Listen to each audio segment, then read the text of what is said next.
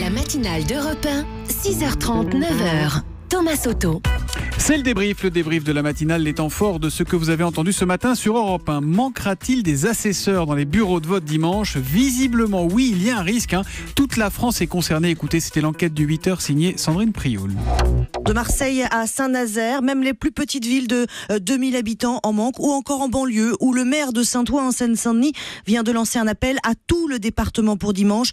Et André Léniel, le vice-président de l'association des maires de France, l'avoue, les élus sortent les rames. Les deux partis qui sont au second tour sont incapables de mettre des assesseurs. L'un parce qu'il est de création récente et qu'il n'existe pas vraiment sur le terrain, En Marche, et l'autre, le FN, où manifestement ses adhérents ne souhaitent pas se montrer. Autre question, le second tour de la présidentielle va-t-il impacter les départs pour ce long week-end de 3 jours ? Parce que oui, le lundi c'est le 8 mai et le 8 mai c'est férié. Eh bien écoutez les informations de Carole Ferry, c'était tout à l'heure à 7h34. Les réservations à la SNCF sont en baisse de 20% ce week-end par rapport aux autres ponts du mois de mai. Chez Gîtes de France, les locations sont en recul de 33% par rapport à l'an dernier. Il suffit de regarder les prévisions de Bison Futé pour comprendre. Ce lundi férié est classé vert sur les routes dans quasiment tout le pays et des ralentissements sont prévus dimanche pour aller voter. Selon le site Weekendesk, 45% des clients ont d'ailleurs prévu de quitter leur hôtel le dimanche, malgré le lundi férié. C'est le ralliement qui claque, le coup de com' de cette fin de campagne. Barack Obama est donc en marche. L'ancien président des États-Unis qui a annoncé hier dans une vidéo son soutien à Emmanuel Macron. Écoutez.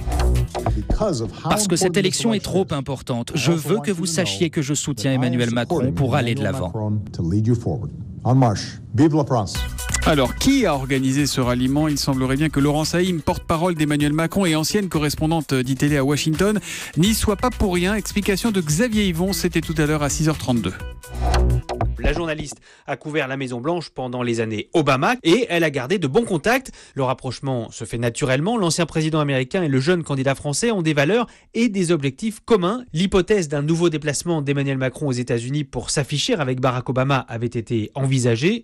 Finalement, ce sera d'abord un coup de téléphone très médiatisé de Barack Obama à Emmanuel Macron avant le premier tour. Le soutien plus formel devait venir en cas de qualification pour le second tour et il a donc pris la forme de cette vidéo.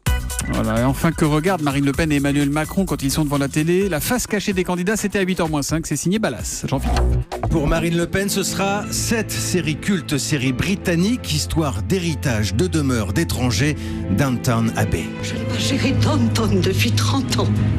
Pour le voir alloué de fond en comble à un étranger venu de Dieu sait où. Allez, maintenant on va dans le salon d'Emmanuel Macron. Ah bah oui, les tontons flingueurs. Voilà, film culte d'Emmanuel Macron. Toute ressemblance avec un débat télévisé agité de cette semaine ne saurait être que fortuite. Je vais lui montrer qui c'est Raoul. Aux 4 coins de Paris qu'on va le retrouver éparpillé par petits bouts façon puzzle. Moi, quand on m'en fait trop, je correctionne plus. Je dynamite, je disperse, je ventile. Merci beaucoup pour ce débrief réalisé comme chaque jour par Romain Causer et Victoire de Rinxin.